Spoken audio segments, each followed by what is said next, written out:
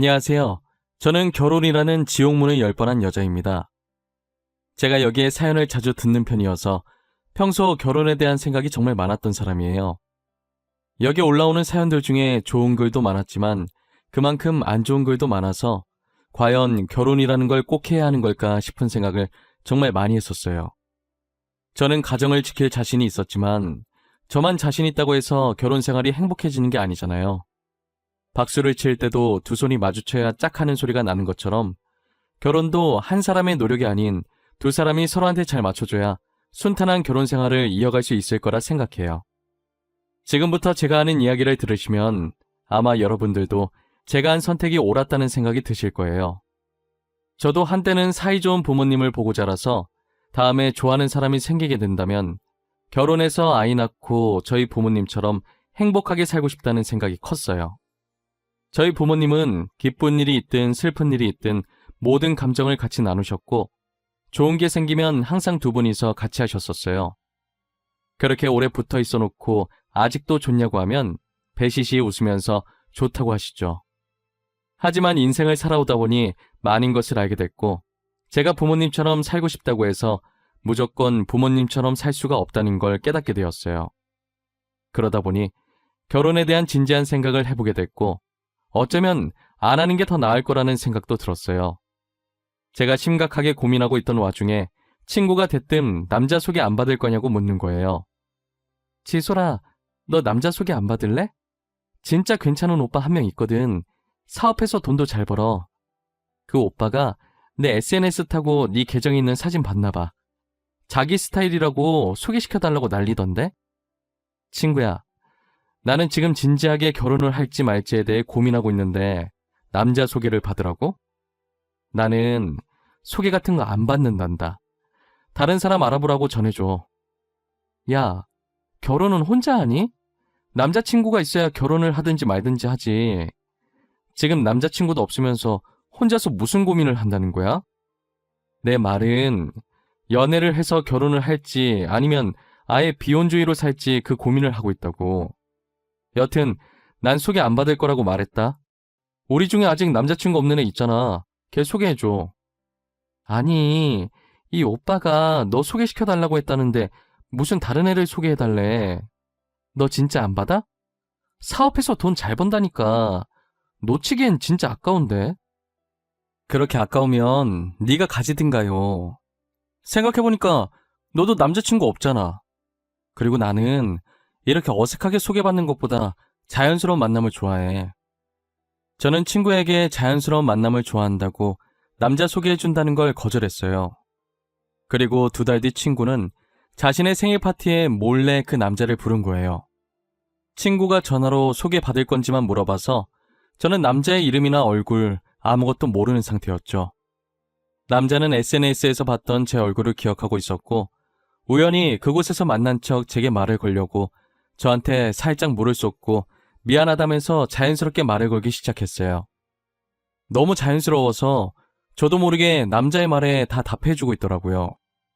지금 생각해보면 한두 번 해본 솜씨가 아닌 것 같아요. 그때 알았더라면 이런 황당한 일을 안 겪었을 텐데 말이에요. 사업하는 사람이라 그런지 말을 어찌나 잘하던지 그 남자의 말솜씨에 제가 넘어간 것 같아요.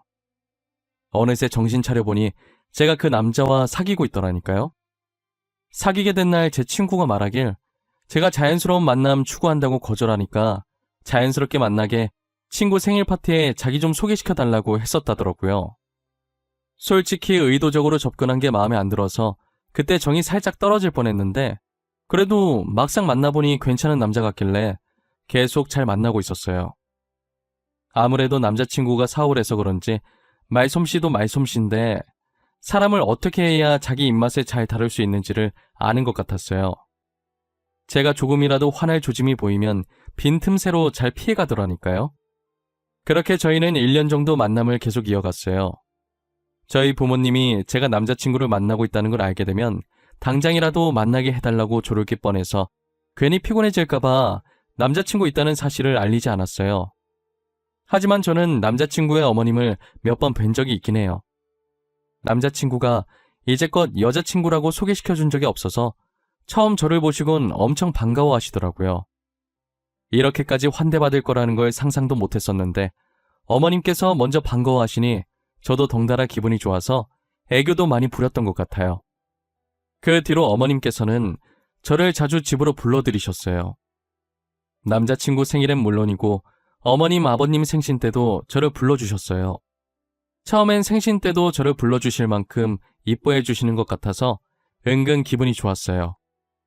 그리고 상 차리는 거 도와달라고 할 때도 엄연히 제가 손님 입장이라 당황스럽긴 했지만 저를 이뻐해 주시니 저도 어머님, 아버님께 잘 보이고 싶어서 하라는 대로 다 했었죠. 그런데 정도가 점점 지나치기 시작하면서 저를 아예 며느리 대하듯 하시는 거예요.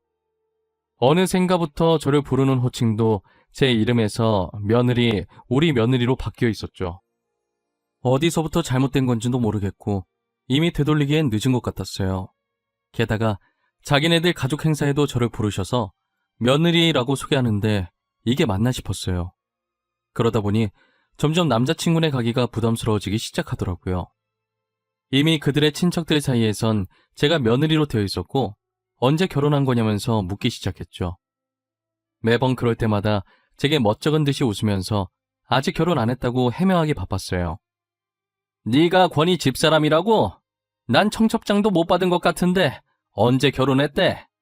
설마 니네 둘이 사고쳐서 혼인신고만 한 거야? 사고치다니 아니에요. 절대 그런 거 아니에요.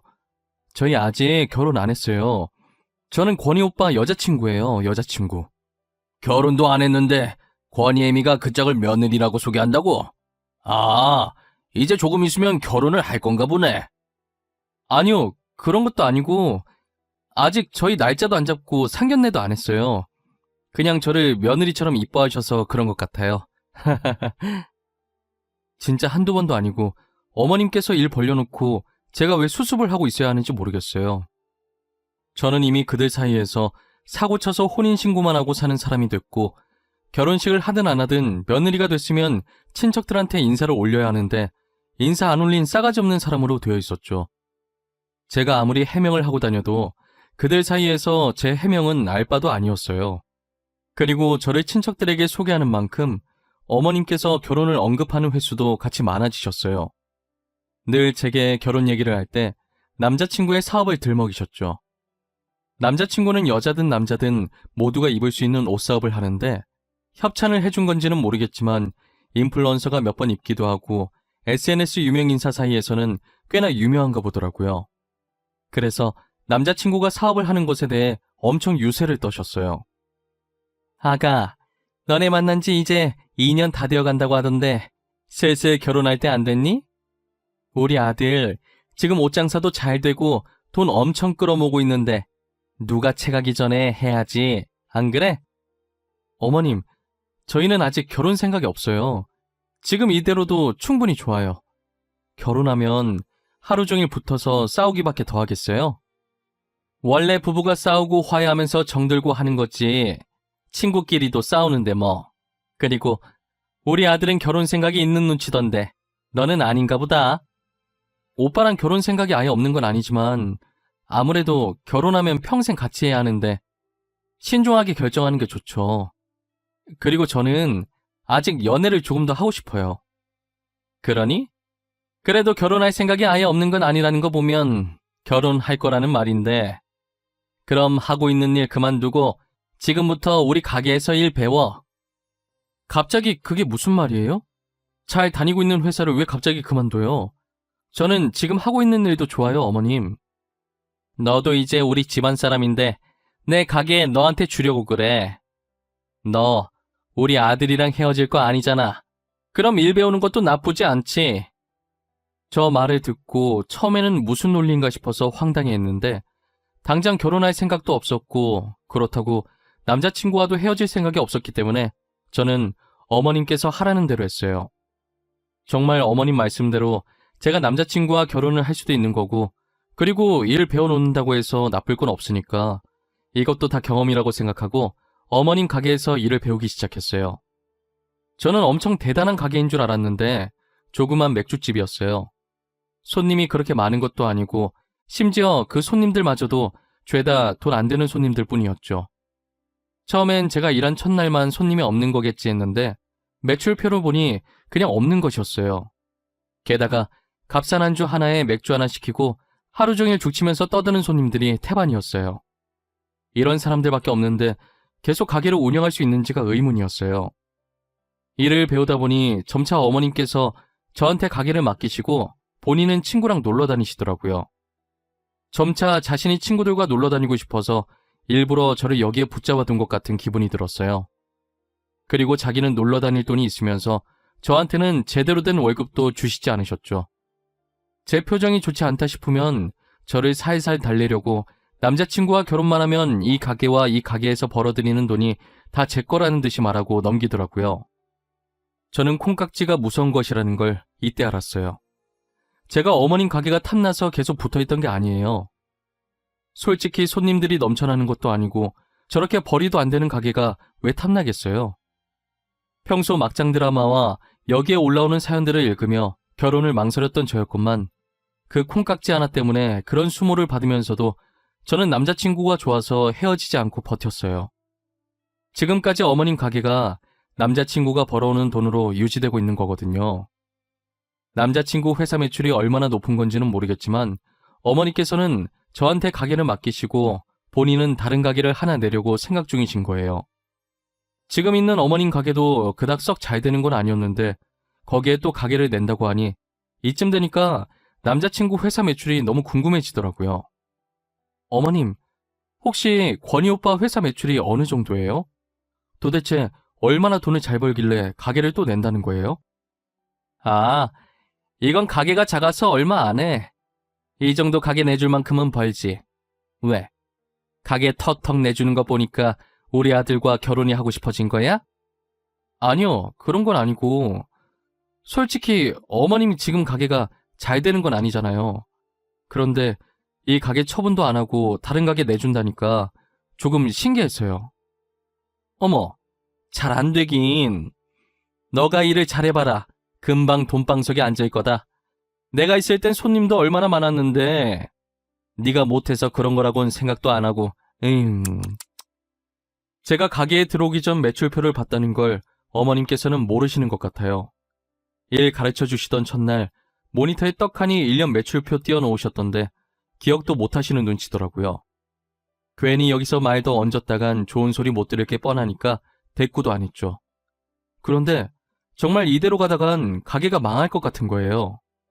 뭘 해야 할까 엄청 고민을 하다가 추억의 음식들을 만들어서 팔기 시작했어요. 거기다 가게에 학생 시절 많이 사용했었던 소품들을 구해서 중간중간 배치해주니 정말 그때 그 시절로 돌아간 기분이 들기 시작하더라고요. 그리고 SNS를 이용해서 그 시절 감성의 사진들과 글씨체를 이용해서 홍보도 하기 시작했죠. 며칠 뒤에 제가 올린 글을 보고 왔다는 손님들이 조금씩 생기기 시작하는 거예요. 제 가게는 아니었지만 그래도 매출이 생기는 걸 보니 너무 뿌듯했어요. 제가 가게를 살려놓으니 어머님께서는 조금 놀라신 눈치더라고요.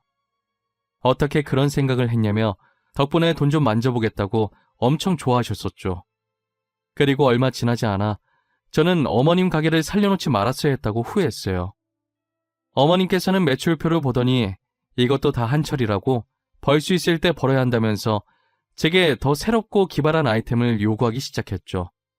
저는 실망시켜드리고 싶지 않았기 때문에 뭐가 더 있을지 계속 생각하게 되더라고요. 가게 인테리어로 사용했던 소품들이 저희 시대 때 유행했던 소품들이어서 어머님 시대에 유행했던 것들도 어렵게 구해서 배치해놨어요.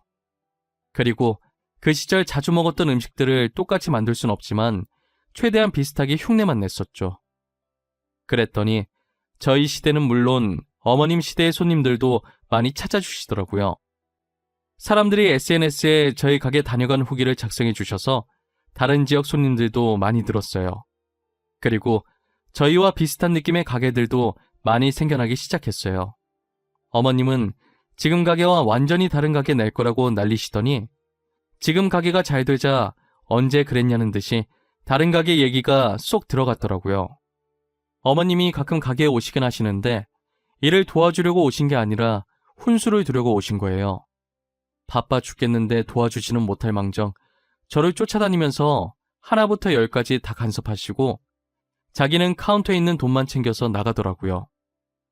힘들게 돈 버는 사람 따로 있고 아무것도 안 하면서 돈만 쓰는 사람이 따로 있었죠. 저도 사람인지라 아무리 남자친구가 좋아도 제가 며느리도 아닌데 이런 대우받으면서 못 살겠더라고요. 혼자서 진지하게 남자친구와 헤어져야 하나 고민하고 있던 참이었어요. 제가 어머님 장단에 다 맞춰주니까 남자친구 자신도 제게 그렇게 해도 된다고 생각했는지 어머님이 제게 행동하듯 막대하기 시작하더라고요. 평소처럼 어머님 가게에서 오픈 준비하고 있는데 남자친구한테 전화가 온 거예요. 지소라, 부탁할 게 있어서 전화했는데 아직 가게 문 안 열었지? 내가 집에서 서류를 안 가지고 나왔더라고. 혹시 가져다 줄 수 있나 해서. 지금 오픈 준비하고 있어서 잠깐 시간 되니까 내가 가져다 줄게. 어떻게 생긴 봉투인데? 그냥 일반 서류 봉투야? 일반 갈색 서류 말고 흰색 서류 봉투 하나 있거든? 작은 거랑 큰 거 2개 있을 거야. 그거 2개 챙겨서 우리 회사로 와줘. 진짜 미안해. 괜찮아. 이거 급한 일이지. 내가 최대한 빨리 갈게. 어디로 갖다 주면 돼? 대표실에 가져다 주면 되는 건가? 아니야. 회사 안까지는 올 필요 없어. 다 와가면 그때 전화 줘. 내가 나갈 테니까. 서류 가져다 주는 것도 미안한데 나만 가만히 받고만 있을 순 없지. 그러니까 꼭 전화해. 알겠지? 그렇게 한번 서류를 가져다 주니 제가 마치 자신의 개인 비서라도 되는 양 이것저것 시키는 거예요. 저는 매번 남자친구가 부탁하면 혹시나 일하는데 서류 하나 때문에 무슨 문제라도 생길까 싶어서 잠시 가게 문을 닫아놓고 불이 나게 서류를 가져다 주고 왔었어요. 제가 계속 가져다 주니까 이게 습관이 돼서 이젠 신경 써서 챙길 생각이 없어 보이더라고요.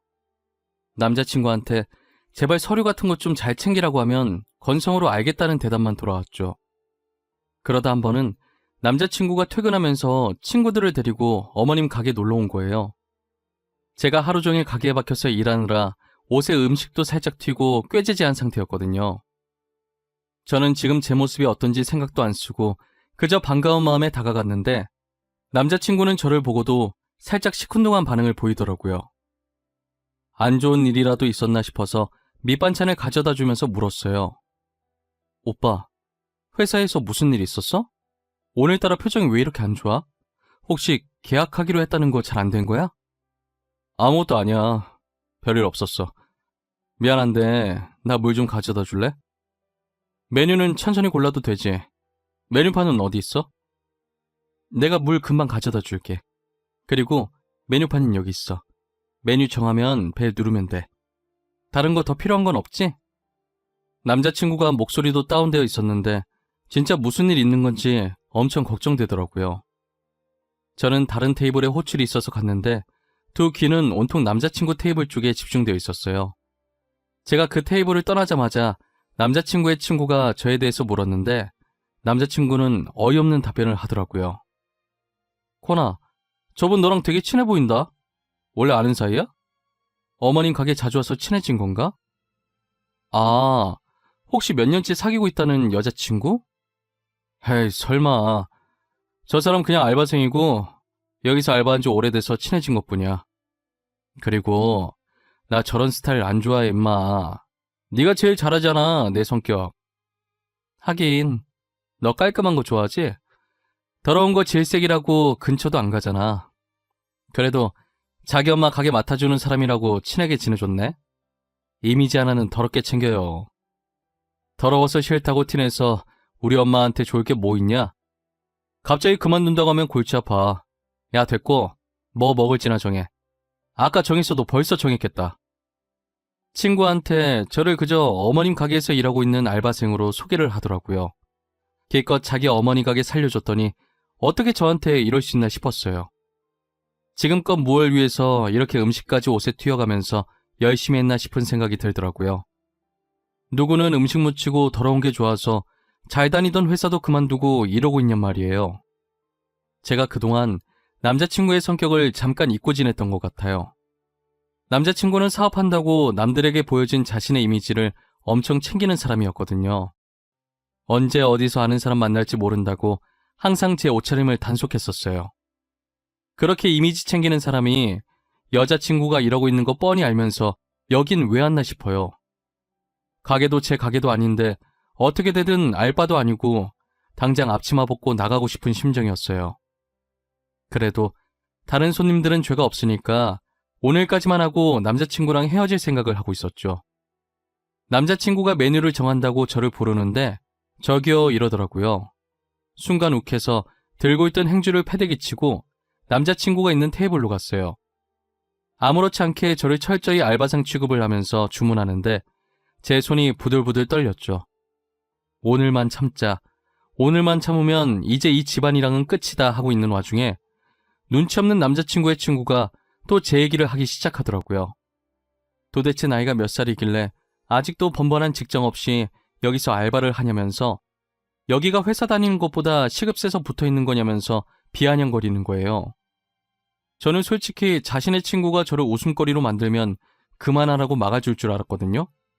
그런데 남자친구는 막을 생각은커녕 웃으면서 친구 말에 맞받아치고 있더라고요.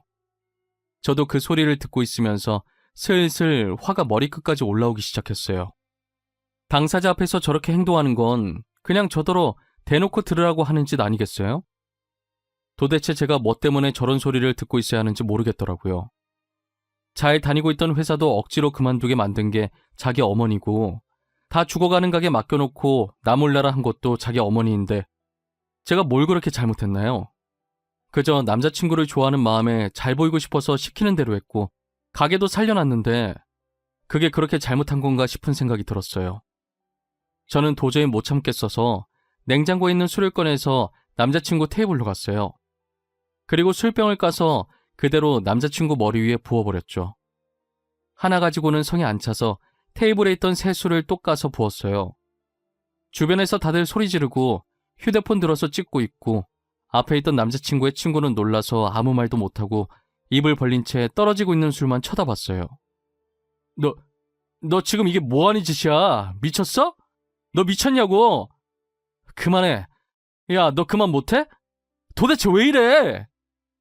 요즘 술값 비싼 거 알지? 너한테 뿌리기도 아까운 술이야. 왜 그러냐고? 그걸 지금 몰라서 물어? 야, 김권. 넌 내가 그렇게 창피했니? 내가 네 여자친구인 게 창피해? 창피해. 너 이러고 있는 꼴 누구한테 소개하기 창피하다고. 그래서 알바생이라고 했다. 왜? 그러면 안 돼? 누구는 좋아서 이 일하니? 어머님께서 하라고 난리를 치시는 통에 회사 그만두고 한 거잖아. 어머님이 나 몰라라 한 가게 내가 살렸어. 더 이상은 못 참아.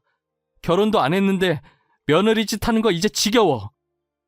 야, 네가 좋아서 한 거 맞잖아. 왜 이제 와서 난리야?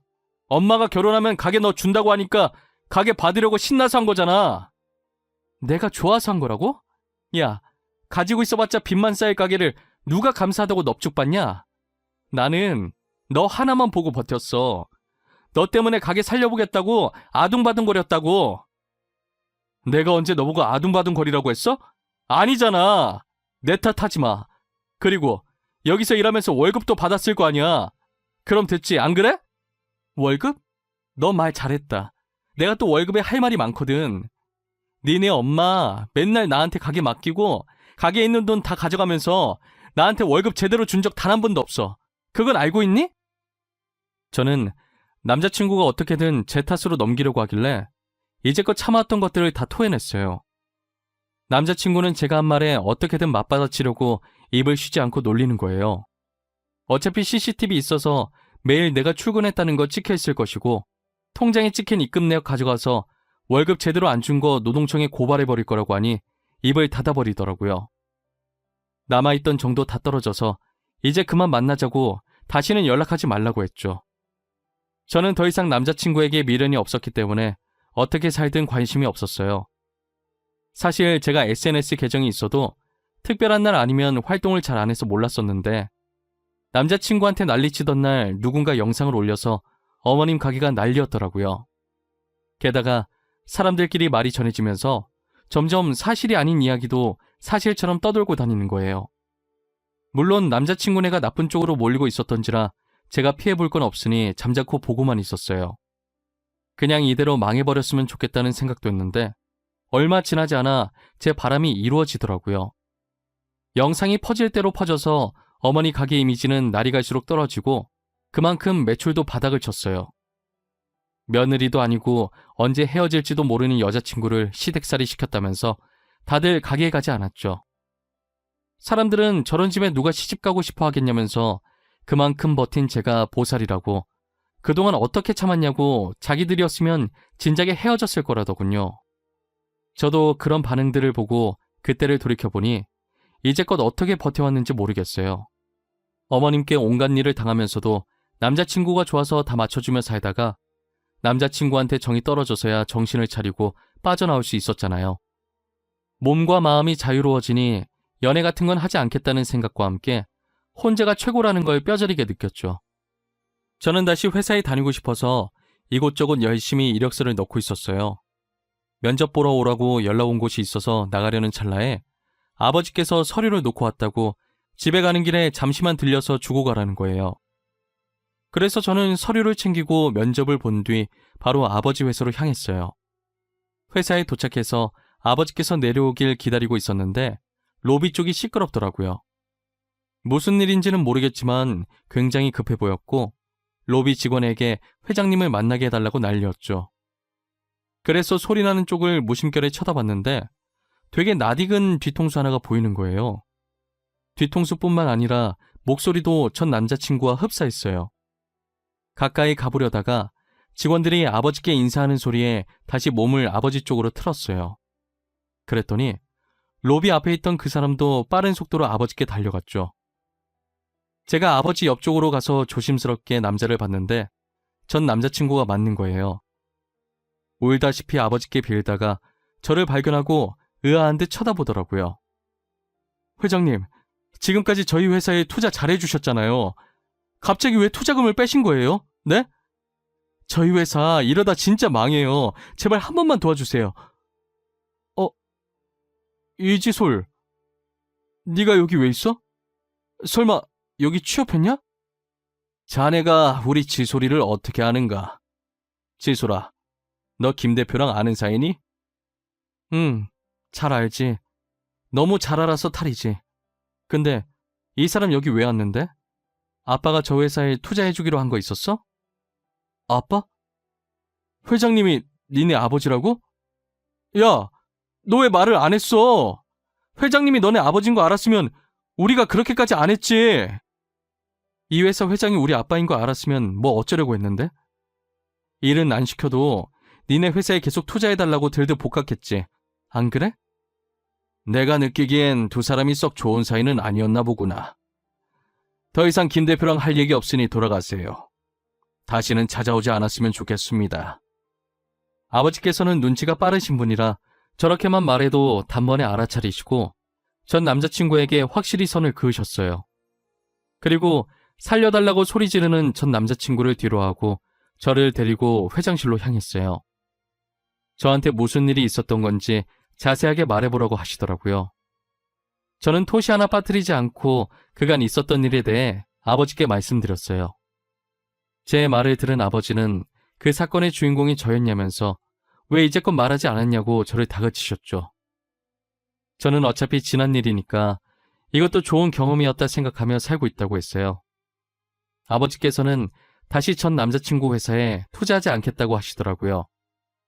아무래도 딸이 그렇게 당했는데 투자해주고 싶은 마음이 사라지셨겠죠. 아버지 뜻이 그렇다는데 제가 굳이 말릴 필요는 없어서 알겠다고 했어요. 전 남자친구는 그 뒤로 계속 저한테 연락을 하더라고요. 그날 이후로 어머니 가게는 망했고 자기 신상도 다 털려서 매출이 바닥을 친다고 다들 아무도 투자를 안 해주려고 하는데 아버지까지 등 돌리면 진짜 회사 망한다면서요. 아버지께서 SNS를 안 하시니 그 사건을 제일 마지막에 아셨다고 하더라고요. 그래서 투자금을 안 빼고 있다가 뒤늦게 뺐더니 저렇게 회사까지 찾아온 거예요. 저는 전 남자친구 어머니를 노동청에 고발 안 한 걸 다행이라고 생각하라고 지금 염치도 없이 뻔뻔하게 나한테 뭘 부탁하는 거냐고 답하고 차단해버렸어요. 결국엔 전 남자친구는 투자자를 못 구해서 회사가 부도 처리됐죠. 그렇게 자기들 잘난 맛에 살더니 그대로 부메랑처럼 돌아와서 길거리에 나앉게 생겼네요. 정말 우연이라도 다시는 그 집안 식구들이랑 마주치는 일이 없었으면 좋겠어요. 진작에 인연을 끊었어야 하는데 뭐가 그렇게 좋아서 미련하게 버텼는지 모르겠어요. 여러분들도 저 같은 상황이 생긴다면 미련 가지지 말고 과감하게 끊어내셨으면 좋겠습니다. 지금까지 제 사연 들어주셔서 감사하고 항상 행복한 일만 가득하시길 바랄게요.